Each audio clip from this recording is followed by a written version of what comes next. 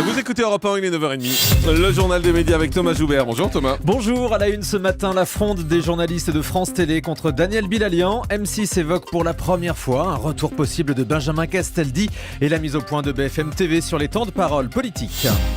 Et on commence donc avec la colère de la rédaction des sports de France Télé contre Daniel Bilalian. Libération révèle ce matin que la Société des journalistes a demandé une rencontre avec le directeur du service des sports. En cause, les accusations de sexisme et la mise en garde du CSA après les Jeux Olympiques de Sotchi. La rédaction reproche à Daniel Bilalian d'être resté dans le déni à ce sujet, comme nous l'explique Antoine Chuseville, le délégué syndical du SNJ sur Europe 1. Très bien, c'est que Daniel Bilalian prenne enfin la mesure d'une colère, d'une frustration de la rédaction. Il y a des dérives, des comportements plus ou moins acceptables dans le service des sports depuis des années. Les dérapages à l'antenne qui sont couverts systématiquement alors que ça salit le travail d'une grande partie de la rédaction. Son rôle de directeur de la rédaction, c'est de maintenir cette cohésion et aussi de temps en temps de taper du poing sur la table avec tout le monde, y compris avec les journalistes les plus connus.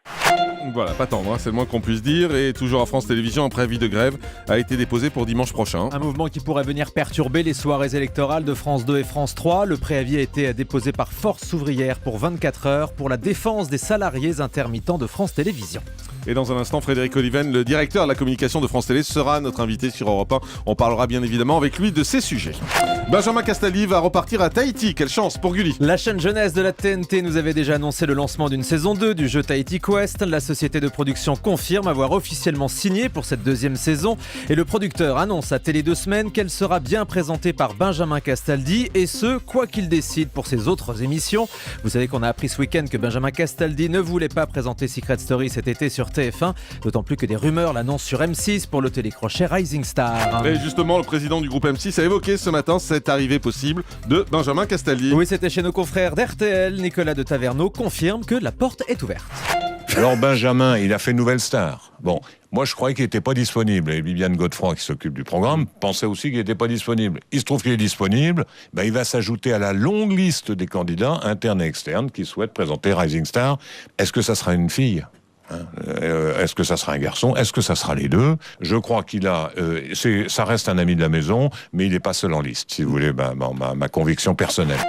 Un restaurateur se retrouve candidat dans les deux émissions sur les bistrots lancées par TF1 et M6. Oui, Frédéric, propriétaire d'un restaurant à Marseille, a participé à Mon bistrot préféré sur M6, mais également à L'Addition s'il vous plaît sur TF1. Ces deux nouveaux programmes concurrents commenceront le même jour et seront à l'antenne à la même heure, vers 17h. Dans les deux émissions, on retrouvera donc ce candidat. Il a expliqué aux Parisiens qu'il n'avait absolument pas caché aux boîtes de prod sa participation aux deux tournages. M6 a tenté de le dissuader de faire l'émission de TF1, mais la chaîne n'a pas pu lui interdire étant donné qu'il n'avait signé aucun contrat d'exclusivité.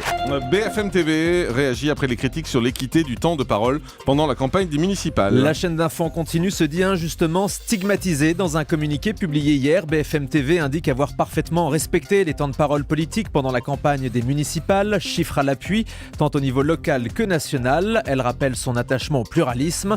BFM TV n'a visiblement pas apprécié d'être rappelé à l'ordre par le CSA la semaine dernière. La chaîne est souvent accusée d'être hostile à la majorité d'accorder une large place au Front National.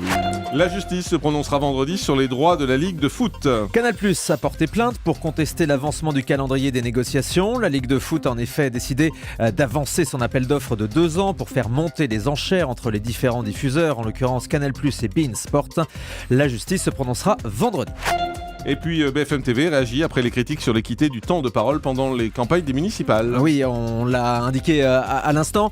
On va passer à la suite de l'actualité, si vous voulez bien, Jean-Marc. Si vous suivez. Non, mais je suis avec beaucoup d'attention. Changement de feuille. Je souhaitais que vous recommenciez une deuxième fois. Je trouvais que l'info n'était pas très claire, c'est pour ça.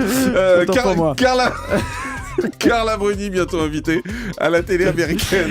Oui, la chanteuse est attendue dans le célèbre talk show d'Hélène DeGeneres sur NBC dans les prochains jours. J'espère que ça c'est clair. Ouais, l'épouse de Nicolas Sarkozy viendra faire la promotion des concerts qu'elle donnera aux États-Unis au mois d'avril. À cette occasion, elle se produira dans l'émission d'Hélène DeGeneres, présentatrice archi connue à la télé américaine, encore plus depuis qu'elle a fait le fameux selfie, la photo avec le tout Hollywood. C'était lors de la dernière cérémonie des Oscars.